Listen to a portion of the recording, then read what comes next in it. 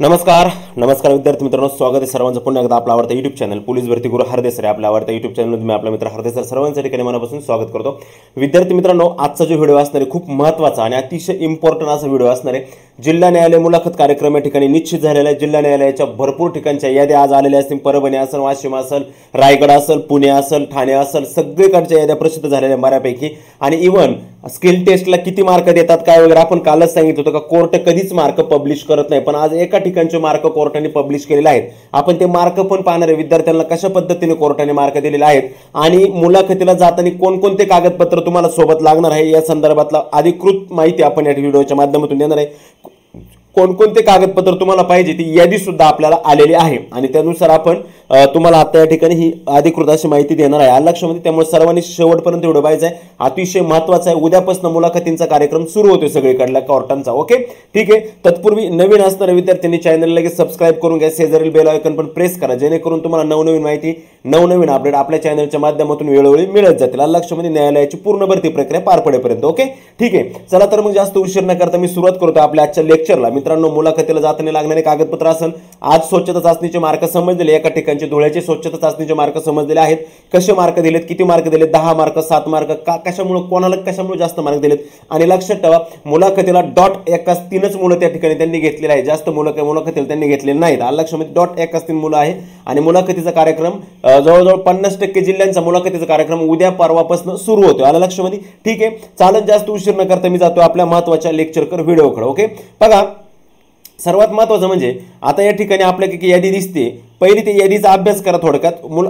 मुलाखतीला काय काय कागदपत्र लागतात हे आधी मी तुम्हाला सांगतो आणि त्याच्यानंतर मग आपण पूर्णपणे कशा पद्धतीनं किंवा पूर्णपणे जाहिरात काय आहे सूचना घेऊ आणि मग नंतर तुम्हाला मी धुळ्याचे मार्क दाखवतो का धुळ्याला कशा प्रमाणात किंवा किती मार्क मुलांना दिले ते पण तुम्हाला मी या ठिकाणी दाखवणार आहे। आता ही district and session court Pune list of eligible candidate selected for interview for the post of P1 हमाल। P1 हमालाच्या पदासाठीची जी लिस्ट होती ती पब्लिश झालेली आहे, आपले नावं असतील त्याच्यामध्ये पाहून घ्या। तत्पूर्वी जे नवीन विद्यार्थी आहेत, कोर्ट भरतीची तयारी करणारे असो, पोलीस भरतीची तयारी करणारे असो, इव्हन कोणत्याही भरतीची तयारी करणारे असो, त्याने आपला हा मोबाईल नंबर आहे 9766853675 हा नंबर माझ्या नावाने हरदे सर नावाने सेव्ह करा, मला मेसेज करून आपल्या नावाने जिल्हा कळवा जेणेकरून रोजच्या अपडेटसाठी प्लीज कॉल करण्याचा प्रयत्न करू नका, कोणी कॉल रिसीव्ह केला होत नाही माझ्याकडनं वेळेअभावी, मात्र SMS नक्की करत चला व्हॉट्सअपला। जे नवीन आहे ज्यांना माझ्याकडून अपडेट भेटत नाही वेळच्या वेळी त्यांनी 9766853675 SMS करा। ओके ठीक आहे, चलो ही जी यादी मित्रांनो, ही यादी या ठिकाणी पाहतोय आपण, त्या ठिकाणी 87 जागा 86 जागा शिपायाला आणि 122 म्हणजे 22 जागा वेटिंगच्या म्हणजे 86 आणि 22 जवळजवळ 96 106 107 108 जागा आय थिंक टोटल सगळ्या 108 जागा पुण्याला होत्या आणि 108 जागा म्हणजे 324 मुलं त्या ठिकाणी गेलं गरजेचं होतं त्या ठिकाणी आणि त्यांनी डॉट 324च मुलं एकाच 3 घेतलेत। म्हणजे लक्षात ठेवा, वेटिंग प्लस निवड यादी एकत्रित करून तुमची मुलाखतीसाठी तुम्हाला पात्र केलेले 108 जागा 86 जागा या त्या ठिकाणी 86 जागा या ठिकाणी निवड यादीच्या होत्या पुण्यामध्ये आणि 22 जागा वेटिंग लिस्टच्या होत्या प्रतीक्षा यादीच्या, त्या दोन्ही एकत्रित करून जागा होत्या 108 आणि 108 त्रिक 324 म्हणजे एकाच 3चा रेशो मध्ये मुलाखतीसाठी 324 जणांना बोलवलेले आहे। आता उद्या तुमची सर्वांची मुलाखत होईल, ज्यांनी काही ज्या ज्या डेट दिल्या त्या डेटला, त्या डेट पण तुम्हाला मी सांगणार आहे। तत्पूर्वी कागदपत्र कोणकोणते घेऊन जायचे आणि कोणकोणते कागदपत्र महत्त्वाचे हे या ठिकाणी या व्हिडिओच्या माध्यमातून सांगणार आहे। शिपाई पदाच्या मुलाखतीसाठी पात्र उमेदवार दिनांक 4/12/23 रोजीच्या जाहिरातीत नमूद अ 5 प्रमाणे खालील प्रमाणपत्रांच्या सांकेतिक प्रती अटेस्टेड कॉपीज व त्याच्या मूळ प्रती सादर करणे आवश्यक आहे। मूळ प्रती सुद्धा तुम्हाला त्या ठिकाणी सादर करायच्या आहे। अटेस्टेड कॉपी म्हणजे ते नॉर्मल ते काय नाही, त्याचे झेरॉक्स काढा सेल्फ अटेस्ट करून घेऊन जा। ओके, मात्र एक गोष्ट लक्षात ठेवा, कागदपत्र कोणकोणते लागणार त्या संदर्भात व्हिडिओ व्यवस्थित पहा, काळजीपूर्वक पूर्णपणे व्हिडिओ पहा। कागदपत्र या ठिकाणी सर्व पूर्ण कागदपत्र दिलेले आहेत, काय आहे कशा नंबर चारित्र्य पडताळणी वगैरे सगळं। सगळ्यात महत्त्वाचं म्हणजे जन्मतारखेचा दाखला किंवा पुरावा, शाळा सोडल्याचा दाखला, जन्म दाखला असेल किंवा माध्यमिक शाळा प्रमाणपत्र असेल। एखादा म्हणून सर मी शाळेत आहे, मी तर कॉलेजला जातो, माझ्याकडे शाळा सोडलं दाखला नाही, मी अजून शाळा सोडलेली नाही, मग दाखल्यासाठी शाळा सोडायची का? नाही रे बाबा, शाळा सोडू नको तू। त्यासाठी काय कर, जन्म दाखला असेल किंवा शाळा सोडला दाखला असेल, जर नसेलच तर 10वीचं बोर्ड सर्टिफिकेट म्हणजे 10वीचं प्रमाणपत्र, त्याच्यावरती तुझी तारीख असते आणि आईचं नाव असतं, ते सुद्धा तुमच्या दाखल्यासाठी ग्राह्य धरलं जातं, ते असेल तरी चालेल तुमच्याकडे। आणि शाळा सोडण्याचा दाखला जर नसेल तर तुम्ही बोनाफाईड या ठिकाणी घेऊ शकता। ओके, त्याच्यानंतर अर्हता परीक्षा, पदवी परीक्षा उत्तीर्ण झाल्याचं प्रमाणपत्र, पदवी परीक्षा उत्तीर्ण झाल्याचं प्रमाणपत्र, जी काही पात्रता असेल, 12वी झाली असेल तर 12वीचं न्या, 10वी असेल तर 10वीचं न्या, पदवी असेल तर पदवीचं न्या, हे प्रमाणपत्र तुम्हाला नेणं गरजेचं आहे. त्याच्यानंतर पदवी परीक्षेमध्ये मिळालेल्या गुणांची गुणपत्रिका, सर्टिफिकेट आणि रिझल्ट दोन्ही पण गरजेचे. लक्षात ठेवा, सोबत जाताना तुम्हाला दोन्ही पण कागदपत्र सोबत असणं गरजेचं आहे. 2 सन्माननीय व्यक्तींनी दिलेली चारित्र्य प्रमाणपत्र, त्यांचे नाव, पदनाम आणि पूर्ण टपाल पत्त्यासह जाहिरात प्रसिद्ध झाल्याच्या तारखेस किंवा नंतर दिलेले उमेदवाराचे नैतिक चारित्र्य चांगले असल्याचे प्रमाणित करणारे या जाहिरातीबरोबर दिलेले विहित नमुने दिलेले. जाहिरातीमध्ये प्रमाणपत्राचे विशेष काय नाही, तुमच्या गावातला सरपंच असेल, पोलीस पाटील असेल, शाळेचा एखादा मुख्याध्यापक असेल, एखादा अधिकारी असेल, कोणी असेल का जे 2 लोक तुम्हाला चांगल्या पद्धतीने गेले मागील 7-8 वर्षापासून ओळखतात आणि तुम्ही चांगले आहात हे त्यांना माहिती आहे, त्यांची नावं टाकून साईन घेतली तिथं चालतं, काही विषय नाही.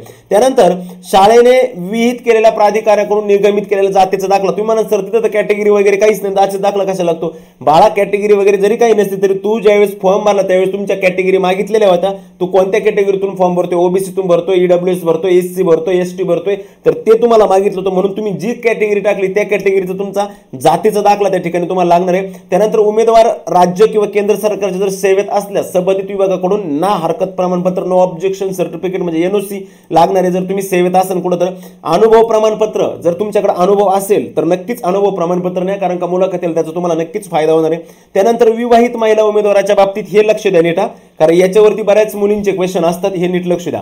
विवाहित महिलाच्या उमेदवारांच्या बाबतीत जर तिने लग्नानंतर आपले नाव बदललेले असेल तर तिचे नाव बदलण्यासंदर्भातील कागदपत्रे जसे की शासकीय राजपत्र सक्षम प्राधिकाऱ्याने जारी केलेली विवाह नोंदणी प्रमाणपत्राची प्रत, जी ग्रामपंचायतीमध्ये तुम्ही विवाह नोंद करता ती जी प्रत असेल ती, किंवा शासनाकडून तुम्ही तहसीलमध्ये तुम्ही जे हे करता ते कुपनावरती नाव इकडे आदला बदल वगैरे त्या भानगडे करता, त्याला स्टॅम्प पेपरवरती ते लिहिता नाव वगैरे बदलण्याबाबत वगैरे, ते जे काही कागदपत्र असतील तुमचे, जर विवाहित असेल तर, विवाहित नसेल तर तुम्हाला काही ताण नाही. विवाहित असेल तर इकडचे जे कागदपत्र आहेत ते देऊ शकता, आणि जर नसेलच काही तर तिकडचे संपूर्ण कागदपत्र तिकडचे दिले तरी चालेल. मात्र विवाहित जर असेल तर तुम्हाला नक्कीच इकडचे सर्व कागदपत्र तुम्हाला राजपत्रित अधिकाऱ्याने जे विवाह नोंदणी प्रमाणपत्र केले ते तुम्हाला द्यावं लागेल.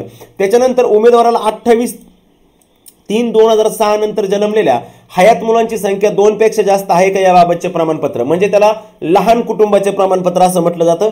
हे फक्त जे मॅरिड आहेत, जे विवाहित आहेत त्यांच्यासाठी, जे अविवाहित आहे त्यांनी अनमॅरिड केलेले, त्याच्यामुळे तुम्हाला प्रमाणपत्र द्यायची गरज नाही. जरी मागितलं प्रमाणपत्र तिथं अविवाहित केल्यानंतर पुढे चाइल्ड्स नंबर्स 00 येणार. लक्षामध्ये दुसऱ्या प्रसूती दरम्यान जन्मलेल्या जुळ्या मुलांना एकच मुलं मानले जाईल. जर पहिल्या प्रसूती दरम्यान जर 2 मुलं झालेली असतील आणि दुसऱ्या प्रसूतीला 1, तर मग ते ग्राह्य धरलं जाणार नाही. मात्र जर पहिल्या प्रसूती दरम्यान जर 1 मुलगा झालेला असेल आणि दुसऱ्या प्रसूती दरम्यान जर जुळे 2 झाले असतील, 2+1 असे जर 3 अपत्य असतील तर ते अपत्य चालतात. लक्षामध्ये मात्र सेकंड प्रसूती दरम्यान, फर्स्ट प्रसूती दरम्यान नाही. ओके, आणि 2 असतील तर चालेल, नसलं अपत्य तरी चालेल. लक्षामध्ये काही अडचण नाही, फक्त 3 अपत्य नकोय. जर असतील तर अशा पद्धतीने पाहिजे का सेकंड प्रसूती दरम्यान तुम्हाला ट्विन्स पाहिजे. ओके, जे उमेदवार आधीपासूनच सरकारी सेवेत आहेत त्यांनी विभागाकडून घेतलेले ना हरकत, ठीक आहे. हे तुम्ही जे सेवेत असाल, जर तुम्हाला दुसरा विभाग सोडून कोर्टात यायचं असेल, तुम्ही सरकारी सेवेत आहेत, कोर्टात यायचे आम्हाला तिकडच्या सेवेचा राजीनामा द्यायचा आहे, तर ते प्रमाणपत्र तुम्हाला देणं त्या ठिकाणी बंधनकारक असणार आहे. उमेदवारांनी ह्या मुद्द्याबद्दल बऱ्याच जणांनी मला विचारलं, लक्ष द्या. उमेदवारांनी शासनाने निर्दिष्ट केल्याप्रमाणे अनुसूचित जाती, अनुसूचित जमाती, इतर मागासवर्ग किंवा विशेष मागासवर्गासाठी विचार करण्याचा पर्याय स्वीकारला असल्यास त्याने किंवा तिने संबंधित प्रवर्गात विचार करण्याचा हक्कदार होण्यासाठी प्रमाणपत्र सादर करावे. आता हा जो मुद्दा आहे, हा भरपूर मुलांनी याचा स्क्रीनशॉट पाठवला. सर हे काय बाळांनो, त्यांनी काय सांगितलंय, तुम्ही जर अनुसूचित जाती, अनुसूचित जमाती, इतर मागासवर्ग म्हणजे सर्व आले त्याच्यामध्ये ओपन सोडता, किंवा विशेष मागासवर्गासाठी जर विचार करत असेल किंवा तो पर्याय जर तुम्ही निवडलेला असेल, तर त्याने किंवा तिने संबंधित प्रवर्गात विचार करण्याचा हक्कदार होण्यासाठी प्रमाणपत्र सादर करावे. हे प्रमाणपत्र म्हणजे तुमचं कास्ट सर्टिफिकेट असते. लक्षात ठेवा, हे कास्ट सर्टिफिकेट जे आहे तेच. मात्र या मुद्द्यासोबत 11 नंबरच्या मुद्द्याबद्दल मी थोडा अजून कन्फ्यूज आहे, मी थोडंसं क्लिअर करतो ते, म्हणजे क्लिअर माहिती घेतो उद्याच्याला, आणि तुम्हाला ते मी आपल्या टेलिग्राम चॅनलला हार्दिक ऑनलाईन किंवा आपले सरांचे जे टेलिग्राम चॅनल आहेत मिशन हायकोर्ट वगैरे तिकडे मी तुम्हाला देऊन टाकतो. ओके, त्यानंतर झालं समजलं, एवढी कागदपत्र तुम्हाला सोबत पाहिजे. आणि त्यांनी इथेच दिले, काय दिले बघा, जाहिरातीमध्ये नमूद क्रमांक अनुक्रमांक 5 प्रमाणे. आता ह्या 5 काय हे पण मी तुम्हाला दाखवतोय. लक्षामध्ये इकडे घेऊन चाललो होतो मी, 5 मध्ये घेऊन जातोय तुम्हाला. हे 5 नक्की काय आहे किंवा कशा संदर्भातलं हे 5 आहे ते पाहू, आणि मग नंतर तुम्हाला मी धुळ्याचे मार्क सुद्धा या ठिकाणी दाखवणार आहे. लक्षामध्ये पहिल्यांदा 5 नंबरला जातोय आपण. हे चारित्र्य प्रमाणपत्र ज्यांच्याकडे नसेल त्यांनी लक्षात ठेवा हे चारित्र्य प्रमाणपत्र या ठिकाणी तुम्हाला तुमचं नाव वगैरे टाकावं लागणार आहे ह्या चारित्र्य प्रमाणपत्रामध्ये. इथं तुमचं नाव वगैरे तुम्ही काय काय नाही वगैरे वगैरे वगैरे ते ओके. इथं तुमचं नाव असं XYZ काहीतरी, त्यानंतर श्री, वडिलांचं नाव वगैरे, यांचा मुलगा किंवा मुलगी, पत्नी ओके, रहिवासी तुमच्या गावाचं नाव, येथील रहिवासी असून ते गेल्या 15 वर्षापासून माझ्या चांगल्या परिचयाच्या माझ्या माहिती आणि विश्वासानुसार त्यांचे तिचे नैतिक चारित्र्य चांगले आहे वगैरे ओके. त्यानंतर ज्या ठिकाणाहून तुम्ही प्रमाणपत्र घेताय त्या ठिकाणचं ठिकाण आणि दिनांक टाकायचे. या ठिकाणी सही, नाव, पत्ता, मोबाईल क्रमांक का जे 2 लोक तुम्हाला ओळखतात त्या 2 लोकांचं हे चारित्र्य प्रमाण. आता त्यांनी इथे एकच कॉलम दिलाय, वाटलं तर 2 घ्या, दोघांचे घेऊ का इथंच ऍडजस्ट करा, इकडच्या बाजूकडलं दोघांचे घेतले तरी जमून जाईल, काय अडचण नाही. आता या ठिकाणी आता तुम्ही बघा पुण्याला जागा किती होत्या वगैरे ह्या जागा आहेत, हे जागांचा काही विषय नाही. हा त्यांनी काय सांगितलं आपल्याला 5 नंबरचा कॉलम पाहून घ्यायला सांगितलं. किती? 5 नंबर. हा 5 नंबर बोललेत ना आपल्याला ओके घ्या. हा 1 मिनिट, 5 नंबर भरपूर आहे याच्यामध्ये. कोणता 5 नंबर सांगितलं त्यांनी? 1 मिनिट. 3, हा सॉरी 3, 4 4 4 4 4 मधलेच हे छोटे छोटे कॉलम आहेत. 5 नंबर हा घ्या. हा हे बघा हा 5 नंबर सर्व उमेदवारांसाठी सामायिक सूचना ओके. हा या बघा इथं त्यांनी दिले उमेदवारांनी शासनाने निर्दिष्ट किंवा अनुसूचित जमाती इतर मागासवर्ग विशेष मागासवर्ग उमेदवार म्हणून किंवा सर्वसाधारण प्रवर्ग उमेदवार म्हणून विचार केला पाहिजे की नाही हे नमूद करावे. उमेदवारांनी शासनाने निर्दिष्ट केल्याप्रमाणे अनुसूचित जाती जमाती इतर मागासवर्ग किंवा विशेष मागासवर्गासाठी विचार करण्याचा पर्याय स्वीकारला असेल तर मुलाखतीच्या वेळी त्याला किंवा तिला संबंधित प्रवर्गात विचार करण्याचा हक्कदार होण्यासाठी प्रमाणपत्र सादर करावे लागेल. ते जे इथे टाकलं होतं ते पण. आणि न केल्यास त्यांना चुकीची माहिती सादर केल्याबद्दल अपात्र ठरवले जाईल आणि तसेच सर्वसाधारण प्रवर्गात त्यांचा विचार केला जाणार नाही. सर्वसाधारण प्रवर्गात तुमचा विचार केला जाणार नाही. आता हे प्रमाणपत्र म्हणजे नक्की काय ते थोडंसं मी विचारतो कोर्टामध्ये न्यायाधीशांना किंवा क्लर्कला आणि ते तुम्हाला मी सांगतो. मात्र प्रमाणपत्र म्हणजे कास्ट सर्टिफिकेट असतं आपलं आणि त्याच्यासोबत काहीतरी आपल्याला द्यायचं असणार ते मी पाहतो ओके.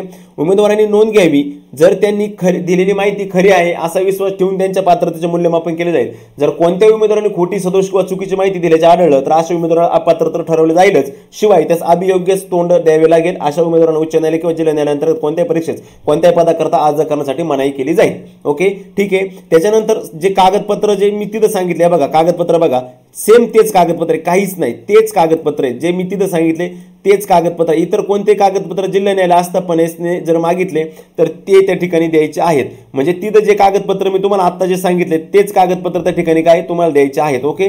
ठीक आहे. चला आता पुढचं जे आता आपण धुळ्याचं हे बघा, हे धुळ्याचं कट ऑफ आहे. आता धुळ्याचं कट ऑफ बघा तुम्ही, आज धुळ्याचं कट ऑफ म्हणजे मुलाखतीची पात्र यादी लागली. आता धुळ्याचे जर मुलाखती यादीचा जर पात्र यादीचा विचार जर केला तर या ठिकाणी तुम्ही पाहू शकता कसे मार्क विद्यार्थ्यांना मिळालेले आहेत. लक्षामध्ये पहा 10 मार्काची हे होती. ह्या विद्यार्थ्याला केतन बागुल नावाचे 24 आणि 10 34 टोटल झालेले. या विद्यार्थ्याला 34 मार्क पडलेले आहेत ओके. म्हणजे तुम्ही एक विचार करा, या विद्यार्थ्याला 34 मार्क आहे म्हणजे 28 मार्कावाल्या विद्यार्थ्याला 7 मार्क असून 24 वाल्याला 10 मार्क देऊन तो त्याच्या जवळ आलेला आहे. लक्षामध्ये 9 10 7 8 7 9 6 7 8 8 10 10 इथं पण बघा 10 10 मार्क दिलेले आहेत. 9 9 त्याच्यानंतर 9.5 मार्क 9 6 याला 6 मार्क आहेत. 10 10 7 8 8 8 10 10 म्हणजे तुम्ही विचार करा का चापल्य चाचणीला सरासरी मार्क हे चांगले दिले जातात. लक्षामध्ये ॲव्हरेज आणि 51 जागा आहे. आय थिंक मला वाटतं 14 जागा या ठिकाणी निवड यादीच्या आणि 3 जागा या ठिकाणी वेटिंगच्या. 14 3 17 आणि 17 त्रिक 51 म्हणजे डॉट 3 घेतलेले आहे. आणि शेवटचा मुलगा हा 29 वरती टोटल वरती आलेला आहे. म्हणजे याला जर मुलाखतीला जर 8 मार्क दिले तर याची टोटल 37 होते. आणि जर यांना वरती मुलाखतीला जर 8 मार्क सपोज 14 जागा आहे म्हणून 14 पर्यंतच धरा, 14 31 मार्क आहे म्हणजे 10 मार्क पडले तरी कट ऑफ 41 म्हणजे यांचा जो कट ऑफ हा 40 क्रॉस करेल. इथला कट ऑफ लक्षामध्ये इथला जो कट ऑफ आहे धुळ्याचा हा 40 क्रॉस करणार आहे. आणि आपले पण सर्वांचे कट ऑफ असेच जाणार आहे. लक्षात ठेवा 40 42 39 38 42 45 42 41 42 45 एवढा लांब कट ऑफ कुठला जाण्याची शक्यता नाही. मात्र 31 प्लस 10 41 40 38 असे कट ऑफ तुमचे सरासरी ॲव्हरेजने कट ऑफ तुमचे जाणार. ही धुळ्याची आजची लिस्ट आहे लक्षामध्ये. त्याच्यानंतर लक्षपूर्वक ऐकलं, समजलं. कागदपत्र कोणकोणते लागतात काय वगैरे ते सगळे व्हिडिओच्या माध्यमातून मी तुम्हाला सांगितलेलं आहे. ओके. आता स्वच्छता आणि चापल्य चाचणीला जाताना मी तुम्हाला सांगितलं होतं, व्हिडिओच्या माध्यमातून माहिती दिली होती बऱ्याच वेळा, त्याचा तुम्हाला खूप फायदा झालेला आहे. विद्यार्थ्यांचे मला फीडबॅक पण त्या क्वालिटीचे आलेले आहेत, नाही असं नाही. मात्र एक आहे, आता मुलाखतीला जाताना लागणारे कागदपत्र मी तुम्हाला सांगितलं, पण मुलाखतीला जाताना अजून मुलाखत झाली, उद्या काही मुलाखती आहेत, उद्या आपल्याला भेटल, उद्या मुलाखतीचे अपडेट उद्या भेटू. उद्या बऱ्याच मुलांच्या मुलाखती आहे आपल्या ग्रुपच्या. तर ज्या मुलांच्या मुलाखती होतील त्यांनी कृपा करून मला उद्या सांगा का काय प्रश्न विचारले, कशा पद्धतीने मुलाखत झाली, कशावरती क्वेश्चन आले, आणि त्याच्यावरती उद्या आपल्यालाच मी परत व्हिडिओ देतो एक उद्या न्यायालयाचा, का बाबा मुलाखती कशा झाल्या, काय झाल्या वगैरे, त्या संदर्भातले एक महत्त्वपूर्ण आणि अतिशय महत्त्वपूर्ण अत्यावश्यक असा व्हिडिओ उद्याच्याला मी दुपारी ह्याच वेळेला तुम्हाला व्हिडिओ टाकेल, का मुलाखत कशी झाली, कशा पद्धतीने मुलाखत झाली, काय वगैरे वगैरे वगैरे ह्याच पद्धतीने सगळी देईल. आलं लक्षामध्ये. पूर्वी काय व्हायचं, कोर्ट भरती व्हायची, कोणी युट्यूबला व्हिडिओ नसायचे, काहीच नसायचं, कुणाला काही माहिती नसायचं, यादी काहीच कळत नसायचं. आता मी तुम्हाला माहिती देतोय, प्रॉपर रोजच्या रोज अपडेट देतोय, पूर्णपणे माहिती देण्याचा मी या ठिकाणी प्रयत्न करत आहे तुम्हाला. मुलाखतीला उद्या जाणाऱ्या सर्व माझ्या तमाम महाराष्ट्रातील विद्यार्थ्यांसाठी हार्दिक हार्दिक शुभेच्छा. तुम्हाला मुलाखतीसाठी शुभेच्छा, आणि फायनल लिस्टमध्ये तुमचं नाव यावं याच्यासाठी सुद्धा शुभेच्छा. मात्र एक लक्षात ठेवा, मुलाखत देताना अजिबात डगमगू नका. येत नाही तर नाही म्हणा. आलं लक्षामध्ये. येत नाही तर नाही म्हणा, आणि जर येत असेल तरच सांगा. काहीतरी चुकीचं सांगायचं, तोडकं मोडकं सांगण्याचा प्रयत्न या ठिकाणी करू नका. आलं लक्षामध्ये. 10 दिवसात तुमचं सिलेक्शन होणार आहे, 10 दिवसात तुमची निवड यादी सुद्धा लागणार आहे.